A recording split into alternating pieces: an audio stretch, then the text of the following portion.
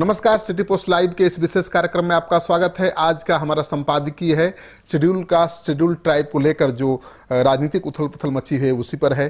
सवर्णों के भारत बंद में लगे नारे जय स्वर्ण जय ओबीसी के नारे ने सभी राजनीतिक दलों की नींद उड़ा दी है। इसमें कोई शक नहीं कि राजनीतिक दलों के द्वारा की जाने वाली जातीय गोलबंदी के मुकाबले के लिए अब गैर राजनीतिक संगठनों ने जातीय गोलबंदी शुरू कर दी है। ये गैर राजनीतिक संगठन अब जातियों को गोलबंद कर राजनीतिक दलों पर दबाव बनाने लगे हैं, यानी प्रेशर ग्रुप का काम करने लगे हैं और इसका असर भी दिख रहा है राजनीतिक दलों पर।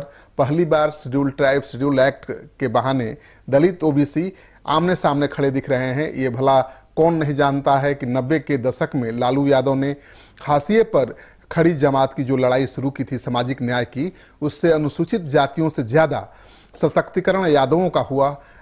यादव एक नए सामंत के रूप में उभर कर सामने आए। आज की तारीख में उनके पास पैसा है, ज़मीन है, मान सम्मान है। आज की तारीख में वो सवर्णों से ज़्यादा ताकतवर हैं।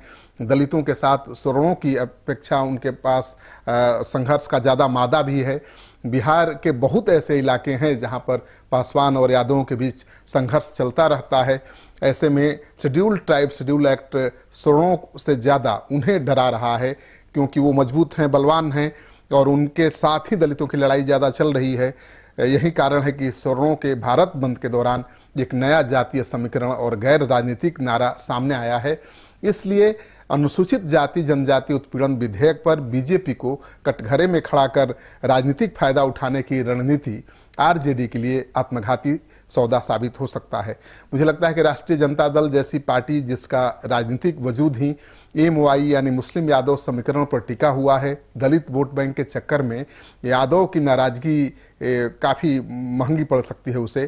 तेजस्वी यादव ने जिस तरह से एक वाक्य में schedule caste schedule tribe act पर अपने समर्थन का बयान देकर अपना सारा भाषण आरक्षण पर केंद्रित कर दिया, उससे साफ है कि तेजस्वी यादव को भी इस बात का आभास है कि SC/ST एक्ट के बेजा इस्तेमाल की बात जब होती है तो इसकी गैर जमानती धारा सिर्फ सवर्णों के लिए नहीं है, बल्कि अन्य पिछड़ा वर्ग ओबीसी में भी शामिल जातियों पर लागू होती है और यादव इसमें शामिल हैं।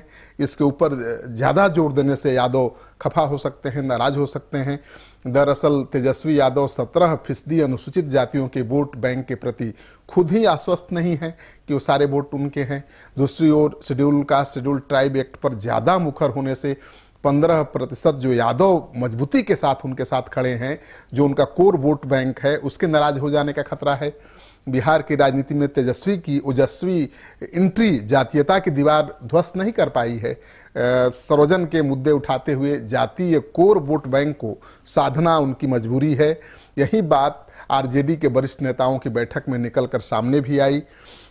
ST और SC एक्ट पर 20 मार्च को सुप्रीम कोर्ट के फैसले के बाद से लेकर अब तक जारी जो राजनीतिक समर है उसमें पहली बार तेजस्वी यादव बोले हैं।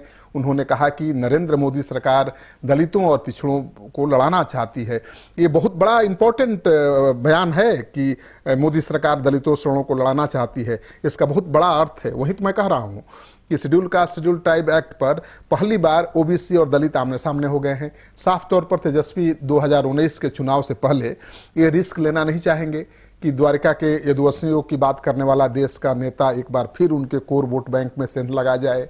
उनकी कोशिश होगी कि SC/ST एक्ट पर आरजेडी से ज़्यादा जीतन राम मांझी बोले तो ज़्यादा फायदा रहेगा। जिस तरह से स्वर्ण आरक्षण पर तेजस्वी नहीं बोल रहे हैं, कांग्रेस बोल रही है, उसी तरह से schedule caste schedule tribe act पर बोलने के लिए उनके पास मांझी हैं। तेजस्वी के लिए SC/ST एक्ट से ज़्यादा कारगर हथियार है आरक्षण, और यही कारण है कि तेजस्वी भी schedule caste schedule tribe act से ज़्यादा जोर आरक्षण पर दे रहे हैं। तेजस्वी यादव बीजेपी RSS पर आरक्षण समाप्त कर देने की साजिश का आरोप भी लगा रहे हैं। तेजस्वी यादव जातीय आधार पर हुई जनगणना की रिपोर्ट को उजागर करने की मांग भी कर रहे हैं और संख्या के आधार पर आरक्षण के मसले को जोर शोर से उठा रहे हैं। दरअसल सच्चाई ये है कि इस act schedule caste schedule tribe act से केवल वही लोग भयभीत हैं या प्रभावित होने वाले हैं जो सामंती प्रवृत्ति के हैं, दलितों को अपमानित और प्रताड़ित करने में ही अपनी शान समझते हैं। जो शांत हैं, कूल हैं, जो दूसरे के अधिकारों के प्रति जागरूक हैं, दूसरे के अधिकारों का सम्मान करना जानते हैं, उन्हें भला इस एक्ट से डरने की क्या जरूरत है। ये दीगर बात है कि इस एक्ट का कुछ लोग दुरुपयोग करते हैं, कर सकते हैं, लेकिन कौन ऐसा कानून नहीं है जिसका दुरुपयोग अपने देश में नहीं होता है। दुरुपयोग के डर से कानून ही नहीं बने, ये तो ठीक नहीं होगा। सरकार और अधिकारी अगर ईमानदारी से कानून का पालन करवाएं तो इसके दुरुपयोग पर अगर नज़र रखी जाए तो परेशानी से बचा जा सकता है। तो मुझे लगता है कि schedule caste schedule tribe act को लेकर ज़्यादा परेशान होने की ज़रूरत नहीं है। इसमें जो कानूनी प्रावधान है कि कोई जाति सूचक शब्द का इस्तेमाल करेगा तो आपकी गिरफ्तारी हो जाएगी, या कोई शेड्यूल कास्ट शेड्यूल ट्राइब का व्यक्ति आपके खिलाफ कोई मामला दर्ज कराएगा तो बगैर जांच के गिरफ्तारी हो जाएगी। ये बिल्कुल हुआ है, ऐसा कुछ नहीं होने वाला है। आप अगर किसी के अधिकार का मान सम्मान करना जानते हैं, अगर किसी को अपमानित नहीं करते हैं जाति के आधार पर, किसी को प्रताड़ित नहीं करते हैं, तो फिर डरने की क्या ज़रूरत है। और लाखों करोड़ों में एक दो फर्जी केस हो ही जाएंगे तो उससे क्या हो जाएगा। कानून तो बनेगा ही, कानून अपना काम भी करेगा, बशर्ते कानून के जिम्मेवारी पालन की जिम्मेवारी ईमानदार हाथों में हो, तब बात बनती दिखेगी। नहीं तो कानून बनाने से कुछ होने वाला नहीं है। आपको हमारा ये विचार कैसा लगा? अच्छा लगे तो दोस्तों के साथ शेयर करिए, हमारे YouTube चैनल को सब्सक्राइब करिए और बेल आइकन दबाना बिल्कुल मत भूलिए, क्योंकि उसी से आपको ताज़ा तरीन खबरें सिटी पोस्ट की मिलती रहेंगी। नमस्कार।